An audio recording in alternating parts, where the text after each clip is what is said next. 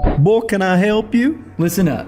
I'm bringing you the best content to ever exist in the door-to-door industry, from sales, leadership, recruiting, and personal development. Well, why would I need that? Because never before have we been able to collaborate with the top experts in their industries, sharing their secrets and techniques on what makes them the best. Wait, who are you? I'm your host, Sam Taggart, creator of the DDD Experts and DDD Con.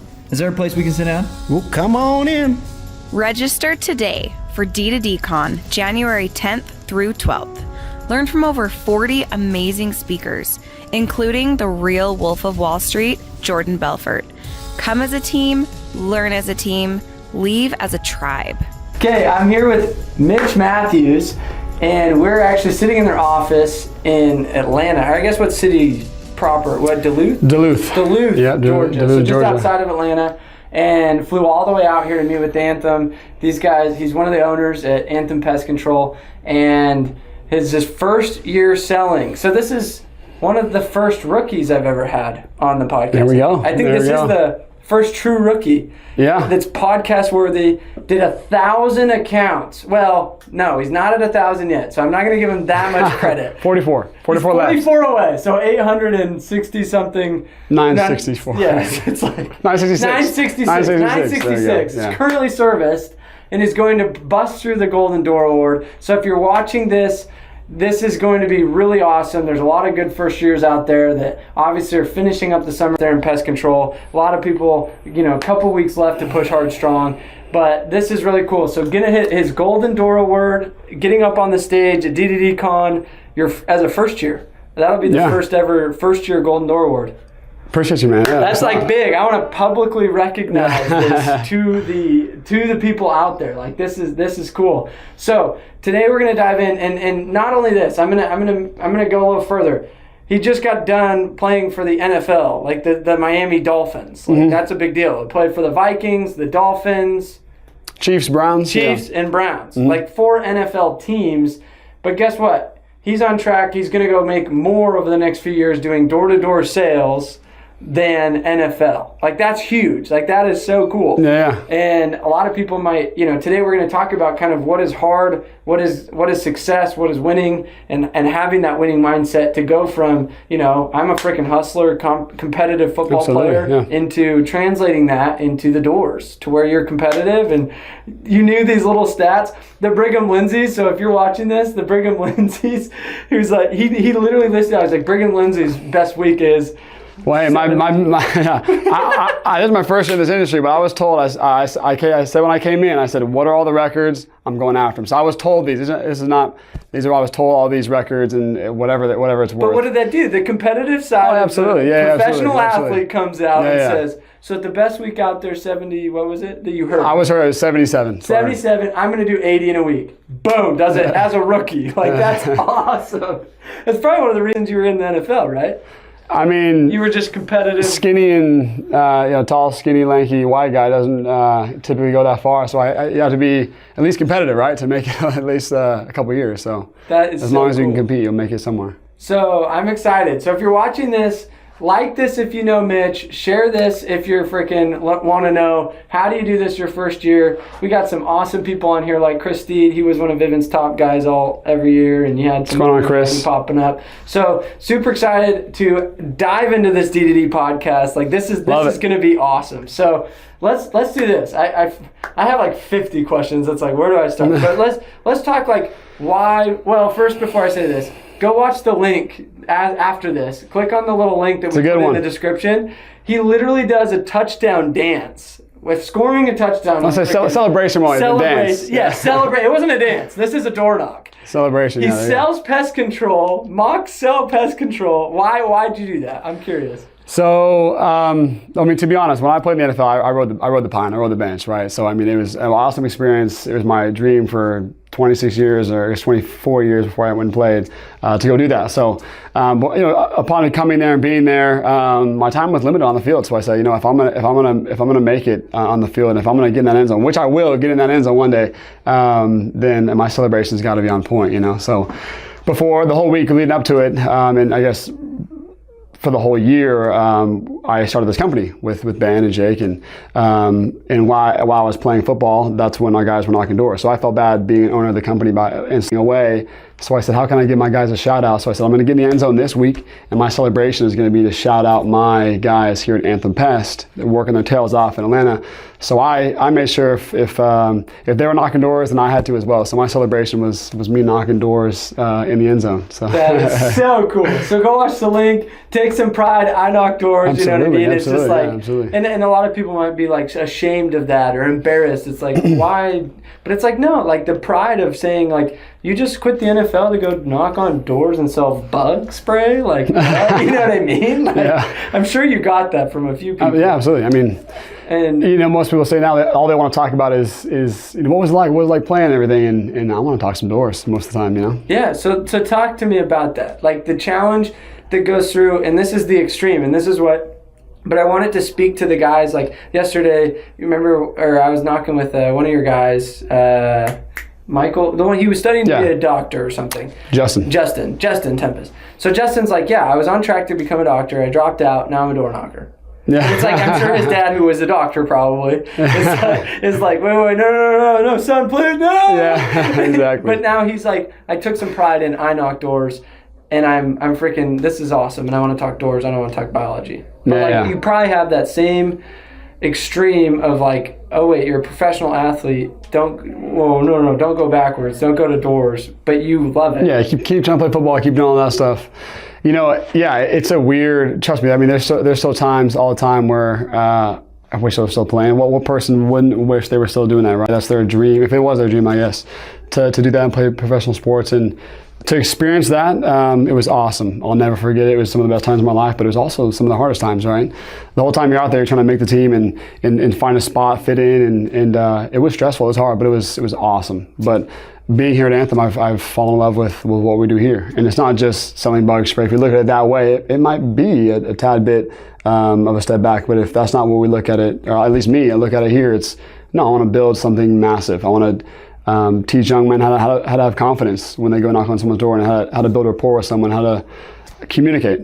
So I want to build a massive company, and so it's not just bug spray. But if you look at it that way, it could be a bit embarrassing, right? But if you look at it in a way of, I want to build something massive here and change a lot of people's lives, it can almost become more important to you. No, and I think that is the point. And I did it on purpose. Obviously, it's like I downplay it sometimes because I'm like, people, that's what they say. Right, the world says to us. Yeah. But I'm on your side. It's like the amount of lives, not only how many bugs you've killed, but how many customers are like so grateful. I was out there with one of your guys, I can't remember names very well, but literally the customer did a testimonial for us. He was like, I'm so stoked. I've had a service for 15 years. I'm so excited to switch. Sweet. Like, nobody knew I had this, they would do this and this and this. And I was like, that is so cool. Like, literally it changed how he viewed killing the wasp nest that's sitting in his stinking thing right there. Yeah. You know what I mean? And it was a difference to him. But now that first year rep, it was his first year. But interviewing him, he was like, yeah, man, like, I was so hesitant to come out. I just did 250 counts my first year. You know what I mean? And he was just on top of the world. Oh, yeah. You see a lot of young guys' lives change. I mean, it doesn't matter your age, I guess, but a lot of people's lives can come out and change here when they learn communication skills, tons of confidence, and they'll go back with a new sense of purpose after being with us, and that's something that we just hope to instill in these guys. And so to see that, I mean, that's fun. That's cool. That's worth it. So I want to kind of rewind, college, played at BYU. Mm-hmm. And then went to NFL. What were some of the biggest hurdles that most people, like from the outside looking in, don't understand about the journey of a football player? That was a question I always had. It is some of the most stressful times you can have, especially, playing the couple years that I played in the NFL. It is stressful. I mean, you wake up every morning sick to your stomach about what your standing is with that team. What are they thinking about you? Because there's 130. Like hardcore dating, and it's like The Bachelor. Yeah, exactly like that. There's like 20 chicks, one dude. Exactly like and that. They're like, does he like me? Yeah. You know what? Yeah, I guess it kind of is. So in college, there's 132 Division I teams. There's 100 people on the roster. You can't get cut unless you royally mess up, right?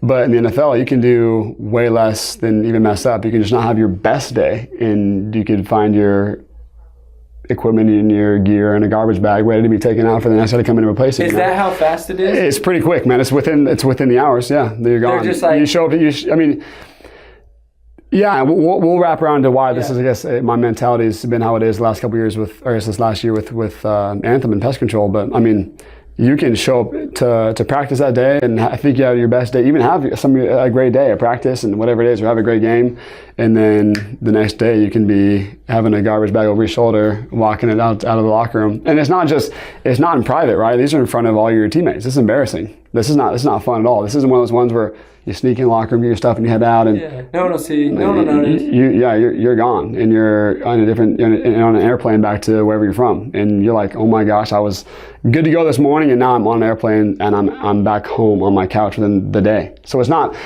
like just a smooth transition of what's next in life. It's not, you're just gone, and whatever you want to do is that great, but see you later. You're just not here. I don't know where you are. So, you're not here. That is tough. So it's more stressful. To answer your question, it's a lot more stressful than people think. There are the fun, awesome times, the great moments, the great plays, the great wins, all that stuff. The friends you make, it is all awesome in the long run. But in the moment, man, it can be really tough. It turns into a man pretty quick. It makes you look at life a lot differently when your job's on the line every single day. Your relationship with people, it changes everything. So it put me in the perspective of when I have an opportunity to do something, I got to do it now. And so in the NFL, I got cut 4 different times. 4 different times. That stuff is embarrassing. That stuff is hard. So when I came, go ahead. No, so expand on that. So like you get cut the second time, you're thinking like maybe I'm just not cut for this. Like what's going through your head when you like? If anybody, it doesn't matter how good you are. You could be a former Pro Bowl player. You could be anybody. Yeah. You'll think, maybe am I done? Is that it? So you kind of think like, is that really it? And I've had teams that cut me and call me back and say they want me back, and that happens too. But it's just not right in the moment, whatever it is. But your confidence is like, wait a minute, like first of all, I think I'm better than this guy. Why me? And so you start thinking to yourself like, well, maybe I just think too highly of myself. And you're like, no, there's no way. I am what I am. I am good. I am good enough. And it'll mess with you for a little bit, but if you're mentally strong enough, you'll just keep going and keep making it happen. And then when I decided to make the transition to here after I got hurt with the Dolphins, I was like, you know what, I'm gonna go full go. And to be honest, the reason why I feel like I've had success this year is because I'm not letting anyone take anything from me again. So I just work my butt off. Yeah, because no one can take this from you. Yeah, and so I mean, they take like my success away in terms of how good I do, but not like I'll always be able to go knock doors, but take it away in terms of like my success, what I want to be, what I envision myself at. Shutting this. Sure, yeah. What my goals are is to sell this many accounts to break all the X amount of records. So I'm going to do it. No one's going to take that from me. Obviously, doors can be taken from me, but take those success that I want to have away from me. I'm just going to do it now. I'm going to start right now. So that's cool. So how did you kind of pick yourself up in those moments you get cut? Because, I mean, that's so parallel to, like, this job. I mean, it's like those doors or those days or those weeks where you just feel like you got your butt kicked. Yeah. Like, you come home and you're like, honey, I got all my pads in the bag because they kicked me out of the locker room, therefore we're out of the it's job. embarrassing, Like, man. yeah, I mean, that's a hard conversation. So, like, what did you do to kind of snap back, or what do you do to kind of reset, get back on the pony? Like, do you have any advice there? It'll crush it, man. I'm gonna be honest with you. It'll crush it because, like I said, it's not in private. When you find out that you cut, you walk into your locker room and and first of all, you get prepared because when I was on teams every week, guys were doing that same thing. So it wasn't like it was only happened to me or one other guy. No, you see guys coming in and out all the time. Like, hey, nice to meet you. I'm Mitch. So welcome to the team. And 2 weeks later, like, let's get it, man. Let's do it. Because I don't know where you're going to be in a week. I don't know where I'm going to be, but let's do it, And that goes for everyone, right? Except for your few small group of players that no matter what, they're good and safe. But so as I came in the locker rooms, you see guys heading out. You see guys going the opposite direction. You're like, oh my gosh, that could be me, but it's not going to be me. It's not going to be me. And you have that mindset. But there's really no way to prepare for it because you don't want to think every day, am I going to get cut? Because what a way to live. I mean, you can't live like that, and you can't perform at your best of your ability thinking, is today my last day? So you just kind of block it out. But when it does happen, it happens pretty quick and it's not fun. It's embarrassing because it's in front of all your teammates that you build relationships with and they're like trying to build you up. It's just like, oh my gosh, I'm sorry, man, but we'll see you soon, type thing. So it makes you a lot more mentally tough. It makes you more grateful for where you're at. And it really helps you be in the moment for the next things that come in your life because it just really teaches you, just enjoy where you're at because it could be gone pretty dang quick. Yeah, and I think a lot of times people don't take this job like that. Yeah. What I mean by that is every day, I feel like people need to be playing for their position on that team, for the pride of the manager, for the pride of themselves, like for the competitive atmosphere of this and how it should be. Versus, I feel like some guys go maybe a month in the summer where they're like, oh, I'm just going to hang out, but they really could be playing at 100%, and they're playing at 60%, and you're like, you realize if this really was a sport, we would cut you because you're not at your 100%. Yeah, you don't realize ever how hard you can go until you're done too. So you never want to wait to the end to find out how much harder you could have gone. Just do it while you're in the moment, while you're right there. And I think that's probably some of the biggest regrets after interviewing people and talking to reps. Oh man, I wish I would have actually worked harder. Oh, I wish I wouldn't have done cut every night at 8 and gone till 9. I wish I would have. You know what I mean? It's like those people that really tap into that, like, today, I'm playing for today, and I'm living in this moment, and I'm going to do everything I can to win today. Yeah. Because that's all that matters. Not tomorrow, not yesterday. It's like I'm showing up every day. Absolutely. And I think if we treat the job that way, I'm sure that's how you treat it. I mean, and so it requires, it would slingshot results. Yeah. And I just think, I think a lot of things in my life this last year prepared me for this. Even though it is knocking doors. If you look at it like that, it's one of those ones where you kind of have that, why do you do this now, right? But I came here to build a massive company, to dominate, and to have the success that I've always wanted just in life, right? So a few things that have just kind of shaped this job is it is tough. It's tougher than what you normally do. It's tougher than just going to school and sitting in an air-conditioned classroom, right? It's tougher than just hanging out with your buddies, because with your buddies, you don't get rejected 60 times in one day or a door slammed in your face. That doesn't happen on a normal day, so it is a little bit harder than what you're used to. But I feel like a lot of the things have happened to me in my life the last year, with my mom passing away, getting cut from 4 NFL teams. I mean, when I come to Atlanta and knock doors, I hear the complaints about how hot it is, and it's like, oh my gosh, I'm so taxed, I'm cramping. Try having training camp down in Miami with full pads, sprints, 4 or 6 hours a day. Talk about hot. For me, this is a breeze, right? So with certain experiences that have given me the chance to say, here in Atlanta, it's not that hot at all. It's actually pretty chilly. We're good to go. It's easier.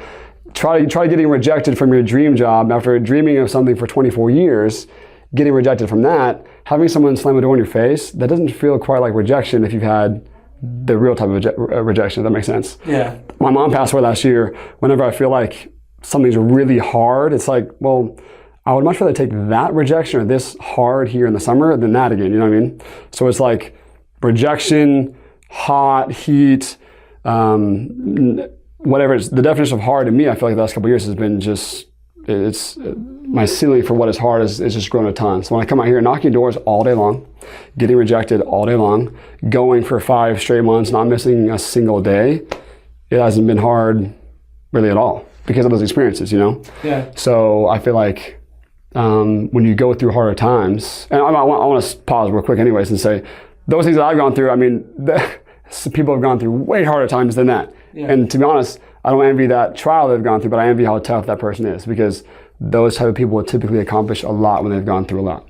And I think challenges and hardships in our lives can be used as such great opportunity, like what you've found. Mm-hmm. You're leveraging the challenge and the hardship and the difficulties that you've lived through to say, what I'm doing in the moment isn't, I'd way rather do this than go through that again. Mm-hmm. Where I think the opposite effect that challenges have sometimes is it devastates people. I think some people don't know how to deal with the hard, and it shuts them down. They get depressed, they get anxiety, they get like they just give up on life. It's almost like they throw in the towel and they're like, I'll never be anything. I'll never make it because X happened to me. And then they start playing this victim, because I'm assuming you have reps in your office, company, whatever, that you've watched kind of take the other route where they play victim. I don't know. I mean, have you seen that where guys take the hard, and I mean, even maybe NFL players that get cut and then they're just like, they turn into video gamers or something. You know what I mean? Like, do you see that ever? Well, yeah, for sure. I mean,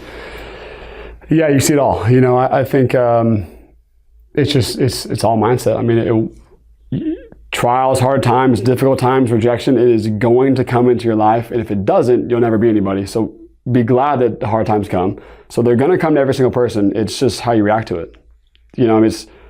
I know friends that have had family members pass away and they just go into a hole, but maybe honor their name instead and become somebody to make them proud even though they're not here. If that makes sense. If you got cut from 4 different NFL teams, well, maybe you have so much success in the next thing you do, will you buy that team from that owner who cut you? I mean, maybe that's your mindset, whatever it is. Maybe you have that crazy mindset where you're like, you know what, this guy didn't want me for this, but guess what? I'm going to go ahead and come full circle and have so much success that I'll own that same team he owns. Whatever it is. I mean, that's just an example, but it's just all mindset. Trials, hard times are going to come. If they don't, you won't have success. So allow them to come. They're going to come no matter what. Name me some successful people that haven't had big trials. Right. You know what I mean? Yeah. It's like, and I just think it's just all mindset. You're going to have them. If you don't have them, you'll never have success. They're going to come. So just react to them the right way. And the next thing you do, it'll be a ton easier. You have so much more success the next thing you do in life because of what you've gone through with that good attitude. If that makes sense. That positive flip to it instead of just taking the opposite way and just hiding in a hole from them. Which off camera we were talking about just this competitiveness of you to kind of almost prove to the GM that cut you. Yeah. You know what I mean? And I think that's a cool, it's a good motivator. And it might be a little almost like sick and twisted. I don't know what it is, but it's one of those ones you have a chip on your shoulder, and I feel like I've been an underdog my whole life. I was always in, my brother shot out in high school, and this guy shot out here, and this guy shot out here. It's one of those ones where I'm glad I've had that and not have everything handed to me, because now I feel like my work ethic, for the rest of my life will be a certain level because of my experiences in the past. Yeah, I love that.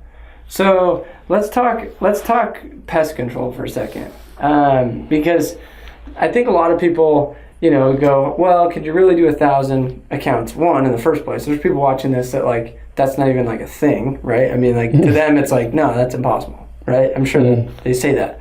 So, we're just going to talk volume of sales. What do you do? A lot of people are going to be what do you do on a daily? What's going through your head? What's your routine? How do you sell 80 in a week? Like that, I mean, to a lot of people, that's just mind-boggling. That's how many a day? That's 12 a day? 12 times? So 80 service in a week, 12.3, I think. Yeah. So I mean, at the end of the day, how do you go and say, I'm going to do 12 every day, where some people don't do 12 in a month? Like I said, there is no stop. I'm not kidding. This right now, 1 o'clock, it's a 1 right now, 1 o'clock right now. This would be the latest that I'm going to get on the doors today this whole entire summer, which is okay, which is great, but I'm almost there. But this is the latest, so it's almost giving me like this anxiety, I need to go. What am I doing? Where am I going? Sitting. But even if I have a day where I've, my worst day, this whole summer was 4. My best was I had 17 same days in one day. I had 20-something, 24, 25 service that day with the ones from before, but 17 same days. But it doesn't matter. I worked just as hard in both. It was no different. The success was different, and it always will be. You don't always have the same amount of success.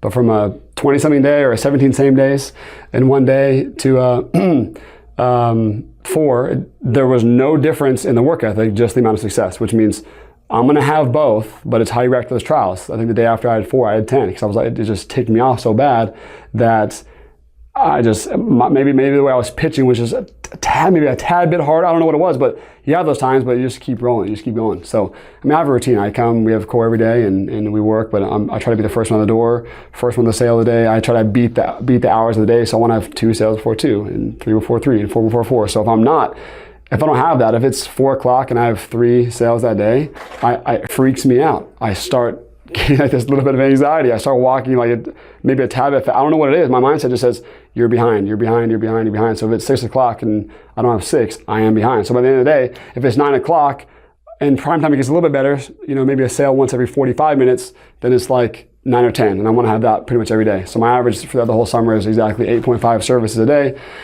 And I'm blabbing, I apologize, but one thing I do is every single night I track my day, I track my week, I track my month, because if I have a bad week, then I can't have a great month. And if I don't have a great month, then I can't have a great summer. So I just, and that every 4 single day. F's you up, because you're shoot, now I'm 4 behind where I need Exactly. to be.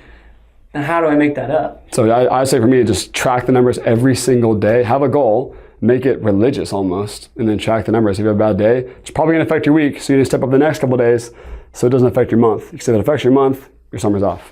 Yeah. No, So- I love that. And that's how I lived. I mean, that's would be the exact advice I would give. Yeah. So that's cool. I mean, there's just such commonalities between top performers where I'm like, yeah, that's it. That's the secret, guys. The secret. It's like, there it is. Okay, so talk to me a little bit about maybe your morning routine. You know, like when do you wake up? Like, obviously you're into sports and stuff. Do you work out, or is it kind of like, I'm Pest? I work out every day. No, honestly, no, I'm joking. I don't. Yeah, this is probably, when I look at myself sometimes in the mirror, I'm just like, who are you? What have you become? Like the digression. But, honestly, I said to myself, I don't need to have, to play in the NFL, yeah, you've got to be your absolute peak performance. Here, I don't need to necessarily run the same 40-yard dash, right? I don't necessarily need to jump just as high. Now, do I want to get back to kind of where I was? Of course, but I decided that breaking records, doing this for Anthem, doing this for our guys, being the best leader I could possibly be was more important than any vertical jump, any bicep width, whatever you even say, or weight or body composition. I said, being the best leader, being the best salesman, being the best owner of a company, having the best company was more important to me during these 5 months than anything. So why would I worry about all that working out stuff? I walk 7 miles a day, 6 miles a day. That's a good enough workout to make sure I'm still healthy, right? Because it's very important to be healthy. But in these 5 months, I said, that trumps all of that right now. I'll get back on the train of where I was. I promise I will. I know I will. But the work, I'm still exercising, still healthy, all that stuff. But I said right now, it's way more important for me to do all those things. Leader, break those records, be the best owner I can possibly be right now, because that'll set a trajectory to the future than just 5 months of working out will be and getting on the doors 2 hours later, because I need to work out a little bit. So this is to all, I saw a couple of roofers hop on here. So this is to all my people, solar people, roofer people, because I think they have, I'm going to say it because I was one, a very piss poor knocking ethic. What I mean by that is, tell us your average day. When do you have correlation? 9. When are you on the doors by? Depends on the distance, but let's say 11:15. When do you stop? 9:20. And for how long? 5 months straight? It's been 4 months in 4 months? 2 weeks now. I'll be done in 6 days. And you're not dead? Like, you're still alive? You're still heart beating? Ready to roll, man. You didn't like Ready to roll. melt? You didn't like it? Did it rain ever? Poured. I got 2 umbrellas. I was gonna say, we're in Atlanta. Yeah. Like, there's some downpours. Did you still knock? Yeah, Okay. just an umbrella. That's it. 9:20. Wait, it gets dark at like 9. Yeah, so you have your callbacks, and I try to always knock my last door 8. Depends on obviously when it gets darker, but right now it's about 8:40. I can probably still knock, but really be really apologetic about how late I am there. But I just maximize every second. I take my lunch when I'm driving to a new neighborhood. I don't stop and take a lunch. I just eat it and punch them real quick and go. Now, some guys can take lunch. That's cool if it's best for you. But what was best for me was I know I could last for 5 months knocking doors, or 4.5. I knew I could last for 4.5 months knocking doors by just eating some jerky and some Gatorade. I knew that was good enough for me. So that to have full energy for the whole day. So I didn't need to take a 2-hour lunch. I didn't need to do it. Some people do. That's great. I don't need. My business partner, Jake, he has to work out hard every single day. That's what works for him. I'm a guy that needs so much sleep. I don't know what it is. I'm like a bear. I just need so much sleep. So I sleep during that time where he's out there just getting a workout in. That makes him maximize his time. For me, I don't need a 2-hour lunch. I just pound some food so that maximizes mine. So I just cater whatever I need to be at peak performance every day. And that's what my schedule's been every single day. So I asked this question because I literally was consulting a roofing company the last few days in Dallas, different companies. And to them, it was like, I can't even get my guys to knock an hour. Yeah. I'm not even kidding. Like, it'll blow your mind. But, and they don't even think, like, they think, wow, I can't, because that's the thing, is it's like you go from literally 11 till 9:30 every day, like you're itching, it's 1 o'clock. And I think people are always wondering, like, oh man, I'm not making the money I need to be making. I'm not, how's that guy killing it? Like, how does he sell so many? And I think literally, and then they're like, I go, well, how often do you knock? They're like, well, we knock from like 7 to 9 or 6 to 8 most days. Yeah. And I'm like, yeah, like you're never going to make it. Like, I hate to break it to you. Like, it's just, I think people don't understand the hours and the grind and the amount of time that goes in, because at the end of the day, your coach is the clock, right? Yeah, for sure. Like you were Yeah. saying, you're like, it's 7 o'clock, you're like, I should have X amount. It's 8 o'clock, I should have X amount. It's 9, every hour is that trainer. It's like, exactly, one more, yeah. down. You know what I mean? Right? Like, Yeah. isn't that kind of how you treat it? It is. I mean, I would say, like we talked about before, when I'm out there and I ever think, oh, it's too hot, I just think of the training camp down in Miami. That was so hot. You know what I mean? So I'm like, well, I can't make that excuse. Okay, so what next excuse can I make? Well, this is just so hard. Well, then I think about my mom. I think about that, and it's like, well, this really isn't that hard, so I just keep going. And I think about getting rejected over and over and over for like 2 hours, 3 hours straight. And I'm like, this is absurd. What is going on? Okay, so another question. Pest, your best advice for anybody getting into pest control or selling it right now, you being a Golden Door winner, like, what advice would you give them? And cater it to them. Like, you don't have this, all the stuff we've talked about has been pretty general, but I'm curious to the guys that are like sweating out there and, figuring out if they want to do it. Like, what? I wonder if there's other people on the doors right now listening, you think? Like on the doors? We have 20-something people on this right now. Sweet. I mean, I would say before you come out, train your butt off. Don't come out here and experience the first month and be bad, and be average your next month and be good your last month, because that is bad and good makes average. If you're average in the middle month, you'll have an average summer, and you'll be wondering why you did have an average summer, So bad average, then good month. That is the equation for an average summer. So train your butt off before the summer. I mean, seriously, train your butt off. Treat this like it's life or death. I mean, treat it like it's real. Treat it like it's the same approach. It's like just like in NFL. You have your preseason, you have your workouts, you have your off season. You work so much harder than your regular season almost. I mean, you do. You work your butt off. Do that. And if you're on the doors right now, I mean, just get after it. I mean, smile just this much bigger. I mean, ask one more question, build a little bit more rapport, and your ceiling is, those who build rapport with people, their ceilings are so much higher than those who just go out and just give us written pitch. If you want to sell a ton, you got to build a ton of rapport. It's impossible to have the highest ceiling if you're not building rapport and connecting with people. It's impossible. The two things that came to my mind, like one, you said train your butt off. I think a lot of people don't know where to train, and that's one of the things. You guys are a customer at D2D University. We're building that. That's why we're out here. And that's probably one of the things why you invest in that, because you know that obviously training and studying and watching videos and watching and studying and practicing your pitch and role plays, right? I mean, that pays off, right? Yeah. And I think that's what a lot of people fail to do, is give their people the resources. They don't, they're like, hey, train. And it's like, well, how do I train, right? So I think a lot of people don't teach their people how to train. Yeah. And then the second thing that you said, it's like, I think, man, I just had a brain fart. But you were saying, what did you say? I had a thought, and then we did this thinking pause thing. What's your second piece of advice? No, I would just say right now, I mean, I truly believe those with really high ceilings in sales are people that build rapport and connect. The rapport. Because, I mean, the way I look at it is... I had a follow-up question. This is it. Go ahead, no, you get it. My question was, what's your initial, like, your icebreakers that you like? That was my question.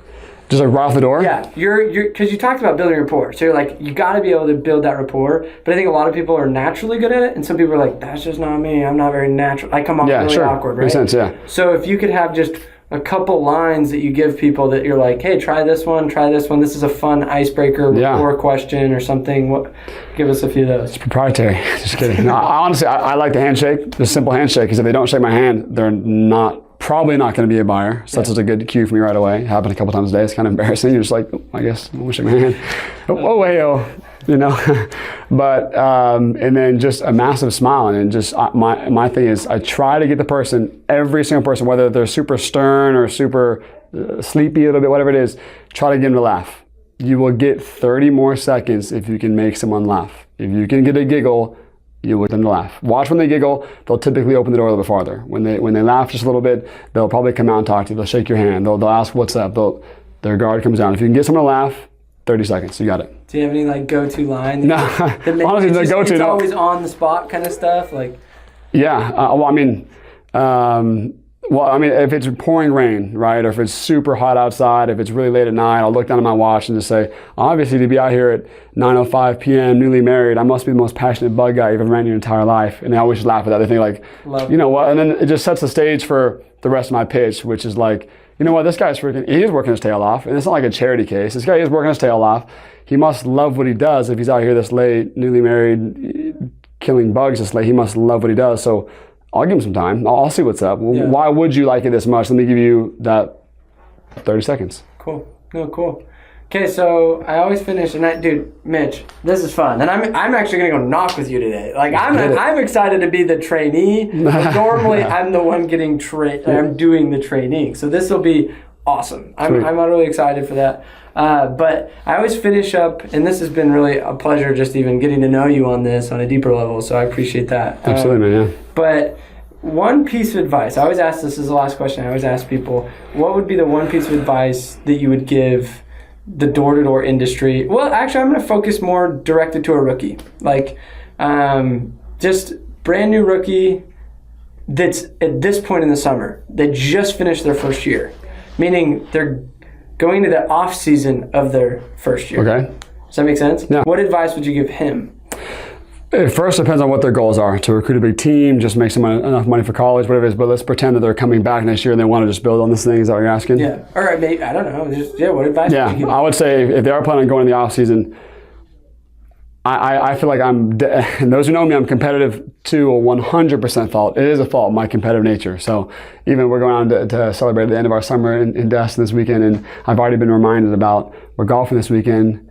Make sure that we got to keep under the cool. We got to act because a golf competition. That was reminded. Yeah, okay, yeah, that was reminded to me. We'll be paired up and get competitive together. Yeah, like that. There you go. So I'm very competitive too. This might be fun. So I just think it's okay to look to your left and look to your right and say, okay, that guy had this many services this year. This guy had this much. He trained this much. This person trained this much.